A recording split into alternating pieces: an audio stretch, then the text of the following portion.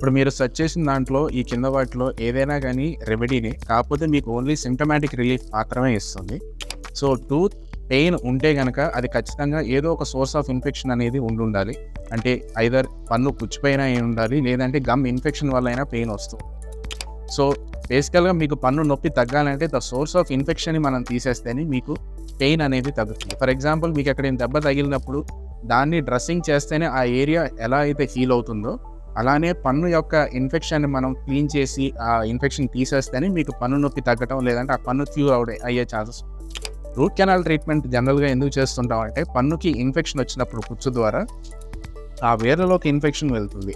దాని ద్వారా చీమ్ పట్టడం గానీ, చీమ్ గారటం గానీ, వాపు రావడం గానీ జరుగుతా ఉంటది. So, single sitting root canal treatment అంటే అదే రోజు ఒకవేళ నొప్పి చాలా మినిమల్‌గా ఉండి, ఇన్ఫెక్షన్ చాలా తక్కువగా ఉంటే అదే రోజు రూట్ కెనాల్ ట్రీట్మెంట్ కంప్లీట్ చేస్తాం. అదే గనక చీమ్ పట్టి ఉండడం గానీ, లేదంటే వాపు ఉండడం వల్ల నొప్పొస్తున్నప్పుడు ఏం చేస్తామంటే డ్రెస్సింగ్స్ మారుస్తా ఉంటాం. దాన్ని 2 sitting root canal or 3 sitting root canal treatment అంటారు. అంటే సిట్టింగ్‌కి మనం ఆ రూట్ కెనాల్ ట్రీట్మెంట్‌ని డ్రెస్సింగ్ చేంజ్ చేస్తా ఉంటాం.